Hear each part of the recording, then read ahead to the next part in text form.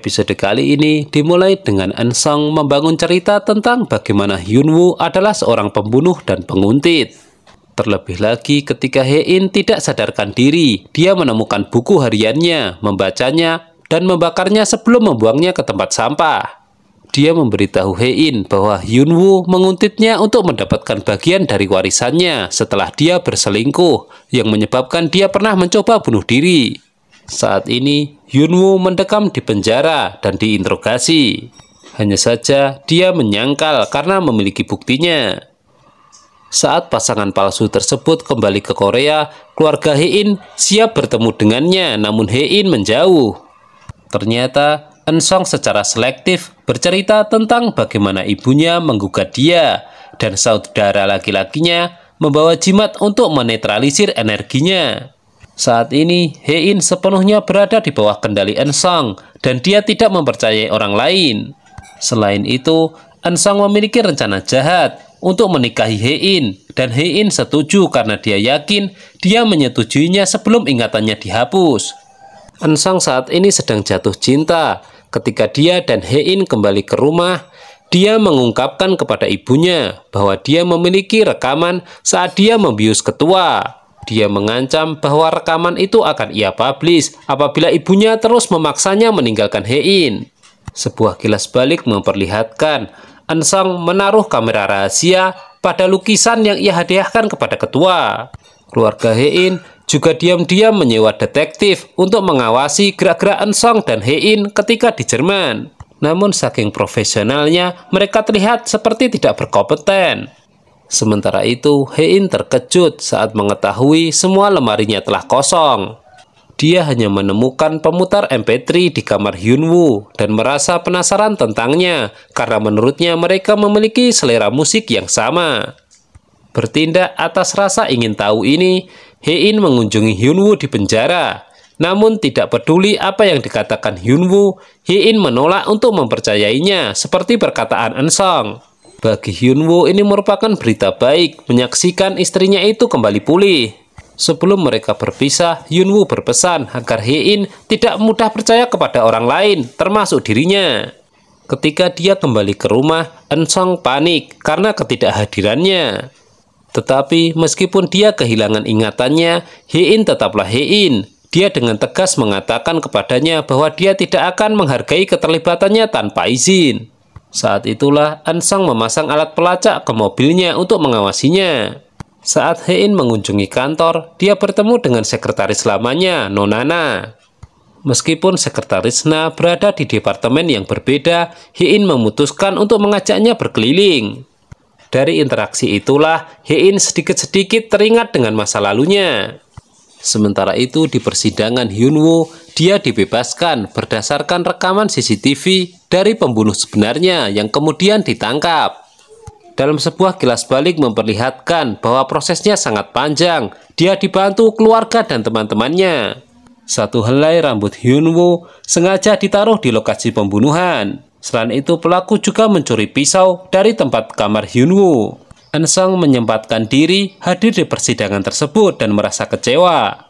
Akibat kegagalannya ini, Eun-sung memilih untuk keluar dari ruang sidang. Ia akan memikirkan cara lain menyingkirkan Hyun-woo dari kehidupan Hae-in. Dan karena tidak terbukti bersalah, Hyun-woo dibebaskan dan disambut oleh keluarganya. Dengan dibantu sekretarisnya, Hae-in mulai menguntit Hyun-woo, membuat catatan harian tentang keberadaannya, dan menemukan bahwa dia memiliki hubungan yang penuh kasih dan hangat dengan keluarganya. Pada saat yang sama, Hyun-woo kembali ke Yongduri dan keluarganya memberinya sambutan yang luar biasa serta menggelar syukuran. Bahkan, Bumja mengunjungi Yongduri juga sebagai sponsor utama perayaan pembebasan penjara Hyun-woo. Hae-in dan sekretarisnya diam-diam terus memantau hingga ke sana. Hal itulah yang membuat Hae-in semakin penasaran kenapa Hyun-woo yang diceritakan Eun-sung tidak seperti yang kenyataannya. Terlebih sekretarisnya pro dengan Hyun-woo sehingga melebih-lebihkan kebaikannya. Di Jerman, buku catatan Hae-in ditemukan belum terbakar habis. Pihak rumah sakit rencananya akan mengirimkan itu ke Korea. Bumja begitu bersemangat ketika menjadi sponsor utama. Namun diam-diam semua usahanya itu ia arahkan kepada Young-sung. Dia sengaja memilih nomor tempat duduk pria itu untuk mendapatkan hadiah utama. Tentu itu dianggap sebagai menipu dan menjadikan Hyun Sung sebagai pemenang hadiah utama. Tetapi karena pria itu seorang yang minimalis, dia justru menghadiahkannya kepada orang lain. Bumja kecewa. Setelah itu Bumja mengajak Hyun Sung keluar. Di situ Bumja mengakui perasaannya. Hanya saja mikrofon yang ia pakai masih menyala dan belum dimatikan. Akibatnya semua orang menikmati hiburan gratis dari dalam gedung mendengarkan Bumja menyatakan perasaan kepada Hyun Sung. Pada pertemuan eksekutif tinggi, Eun-sung diberitahu tentang pembebasan Hyunwoo dan bahwa dia diminta untuk bergabung kembali dengan perusahaan. Pada saat yang sama ada rapat pemegang saham. Agendanya adalah memecat Eun-sung atas tuduhan penggelapan. Dahye bertemu mantan pasangannya dan memberinya semua uang yang dimiliki. Namun mereka berusaha membawa Dahye ke Sulhi, tetapi Suchol menerapkan semua yang dia pelajari dari Baek Hyun-tae dan berhasil menahan mereka sampai Hyun-tae tiba. Sementara itu, Hye-in dan Hyunwoo bertemu di kantor. Hye-in mengatakan kepadanya bahwa dia merasa tidak nyaman dengan kehadirannya. Hyunwoo dengan sengaja mengatakan jika dia bekerja di sini. Setelah berbincang-bincang, perlahan-lahan ingatan Hye-in pulih. Hanya saja ia masih berusaha menampiknya, menganggap itu hanyalah ingatan kecil. Kemudian, ketika dia kembali ke rumah, dia menemukan sebuah paket yang ditujukan kepadanya, akan tetapi tidak sempat untuk membukanya. Grace memperkenalkan diri lagi, menganggap memang Hye-in kehilangan ingatan. Tapi dia pun menjadi saksi bahwa ingatan Hye-in hanya terisi sesuatu yang dikatakan Eun-sung. Keesokan harinya, dia menerima undangan email dari dirinya sendiri, yang kemudian membawanya ke sebuah akuarium, tempat Hyunwoo menunggu dengan undangan yang sama. Di situ, video pernikahan mereka diputar dan para karyawan memberikan karangan bunga kepada Hyunwoo, memberitahunya bahwa itu dari Hye-in. Hal itu membuat Hye-in bingung dan Hyunwoo mendorongnya untuk meragukan segalanya. Tujuannya jelas, agar Hye-in menjauhi Eun-sung karena dia telah memanipulasi dan mengisolasi dirinya. Singkat cerita, Hye-in kembali ke rumah dan mengunjungi Eun-sung. Dia mengamati bahwa dia tidak ada bekas luka di tangannya. Sementara dia justru tadi melihatnya di tangan Hyunwoo. Sekilas, Hye-in membuka tablet Eun-sung, yang isinya ketika Sulhi membuat koma ayahnya. Setelah itu, Hye-in baru menyempatkan membuka paket dan menemukan buku catatan yang hampir tidak terbakar. Terungkap bahwa buku catatan itu ditemukan oleh staf rumah sakit di Jerman yang mengambilnya dari tempat sampah dan mengirimkannya kembali padanya. Hye-in membaca suratnya untuk dirinya sendiri, mengingatkannya tentang Hyunwoo dan hubungan mereka. Dari situ, ingatannya mulai terlihat jelas. Selesai membaca, dia menghubungi Hyunwoo dan pergi menemuinya. Di saat yang sama, Eun-sung bangun dari mabuknya. Menyadari Hye-in tidak ada di rumah, ia kemudian menggunakan alat pelacaknya. Hye-in dan Hyunwoo saling melambaikan tangan karena berada di seberang jalan. Tepat ketika keduanya hendak menyeberang jalan untuk bertemu, Hye-in tiba-tiba menghilang, sedangkan Hyunwoo ditabrak mobil. Dalam epilog terungkap bahwa ayah Hye-in menyewa detektif untuk mengawasi Hye-in di Jerman, yang menyampaikan bahwa dari semua penyelidikannya, tampaknya Eun-sung memiliki cinta bertepuk sebelah tangan dan dia berbahaya bagi semua orang. Terungkap juga bahwa mungkin Eun-sung yang memukul Hyunwoo karena marah. Ketika Hyunwoo dan Hye-in hendak menyeberang untuk bertemu, diperlihatkan bahwa Eun-sung sudah siap dengan mobilnya. Wajahnya pun penuh dengan kebencian menghadap kepada Hyunwoo. Itulah sebabnya kecelakaan itu terjadi. Belakangan kecelakaan Hyunwoo terungkap bahwa Eun-sung bukanlah orang di balik kecelakaan itu. Dia bergegas ke unit gawat darurat, di mana orang tuanya mengunjunginya dan menemukan bahwa tulang rusuk dan hatinya pecah. Selama mendapat pertolongan itulah, ingatan Hyunwoo hanya tertuju pada Hye-in. Dari mulai ingatan ketika melamar, sampai mereka menjalaninya hingga saat ini. Tapi tiba-tiba hal yang mengejutkan terjadi. Ketika orang tuanya menjenguk, Hyunwoo tidak bisa ditemukan.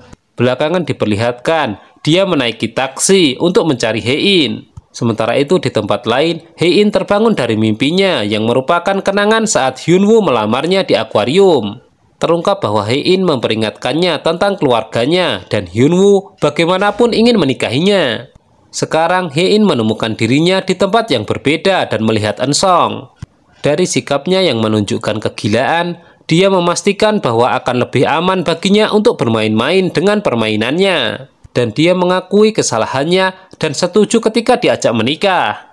Sementara itu, Grace telah mengungkapkan kepada Sul-hee bahwa Hye-in menghilang atas perintah Hyunwoo karena Hyunwoo berpikir bahwa Sul-hee akan dapat menemukan Eun-sung lebih cepat.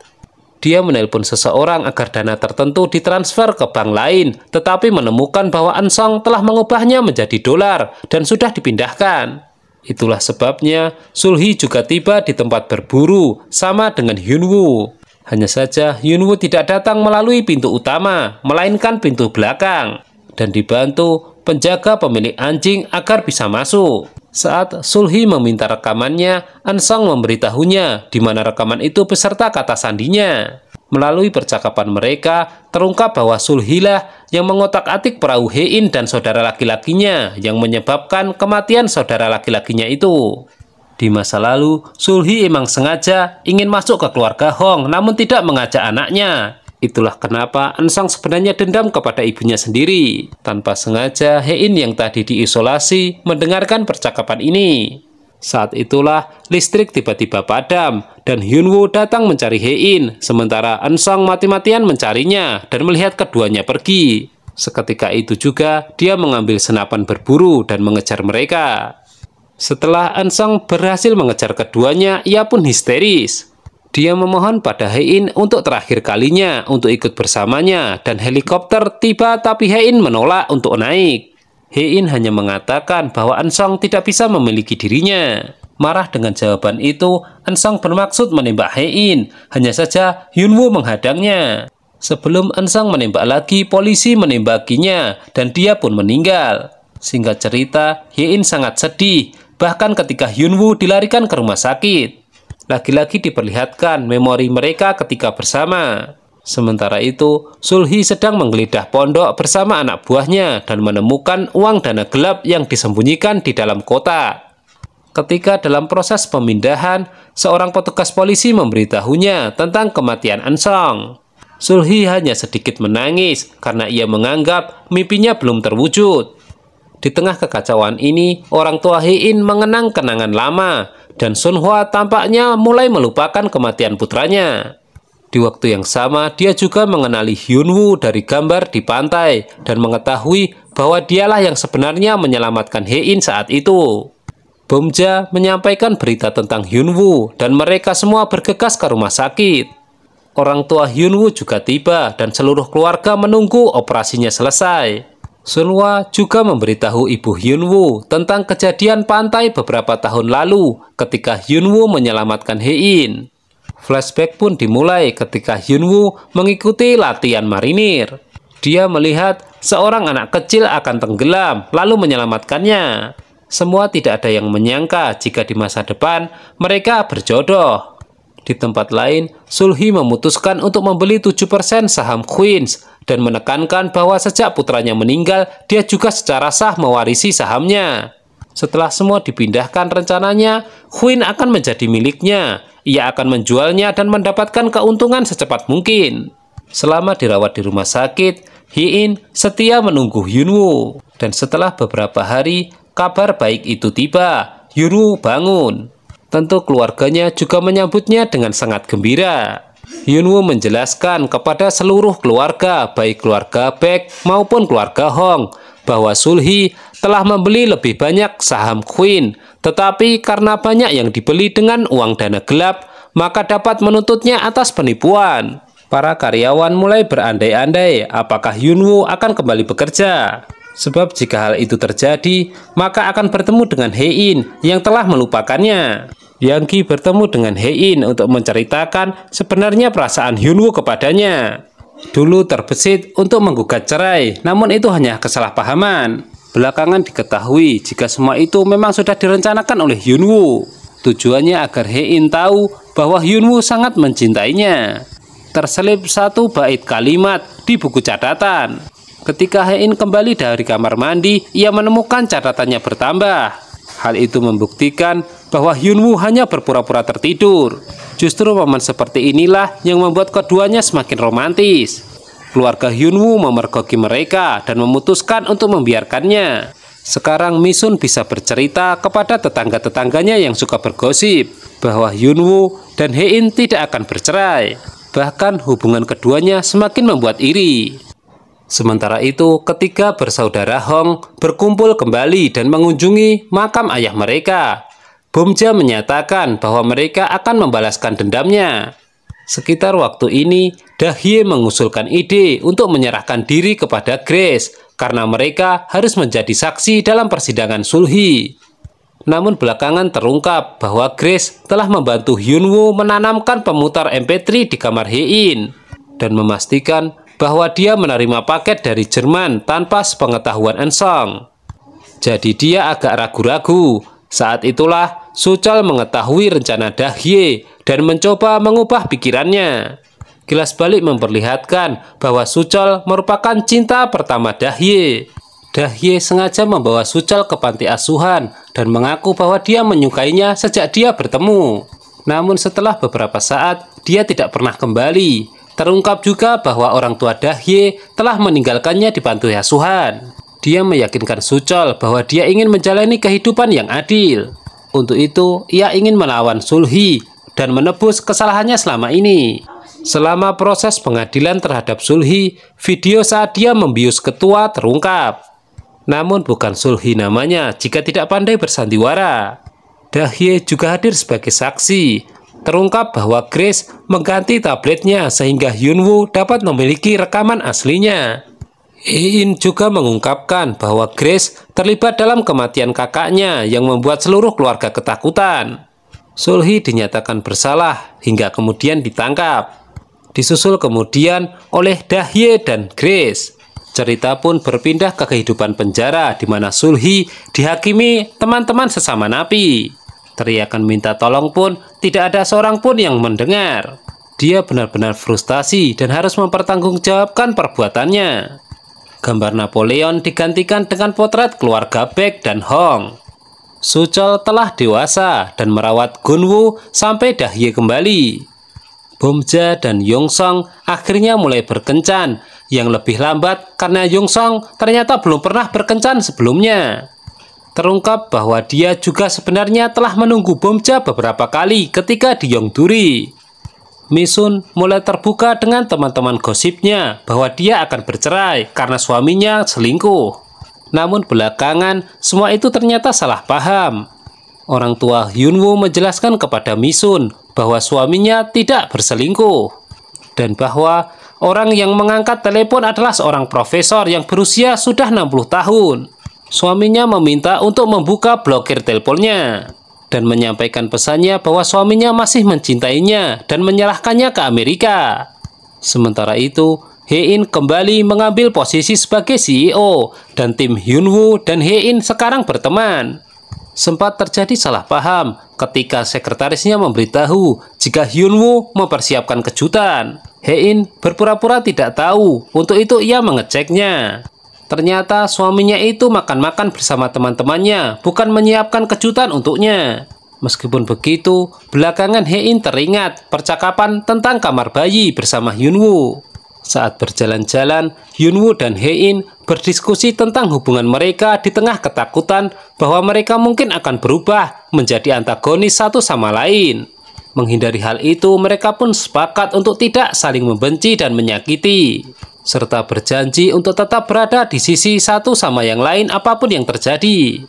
Hyunwoo melamar Hein kembali dan dia setuju, namun meminta untuk melakukannya secara perlahan-lahan karena itu masih baru baginya. Setelah beberapa tahun, Dahye, Suchol, dan Gunwoo bersatu kembali. Grace juga merasa nyaman dengan keluarga Hong saat mereka memulai hidup baru. Bomja dan Yongsong masih belum berciuman meskipun upaya Yongsong gagal, tetapi mereka tampak bahagia bersama menyeruput teh di Yongduri. Diperlihatkan juga kakak Hyunwoo masih memiliki akademi tinju dan membayar sewa kepada orang tuanya. Ayah Hein mewariskan perusahaan kepada kakak laki-lakinya. Dan sekarang keduanya menikmati liburan bersama mertua mereka sambil makan kimchi dan ramyeon bersama. Hyunwoo dan Hae-in sudah menikah lagi dan memiliki seorang putri, dan mereka mengunjungi Jerman lagi bersama-sama. Bertahun-tahun kemudian, Hyunwoo yang jauh lebih tua datang mengunjungi Hae-in sekitar tahun 2074, yang telah meninggal dan dimakamkan di taman pemakaman yang pernah dia bicarakan. Episode ini diakhiri dengan banyak foto keluarga selama bertahun-tahun. Nah, gimana? Kalian pasti suka dengan endingnya. Jangan lupa tonton alur cerita drama lainnya hanya di My Channel ya. Terima kasih.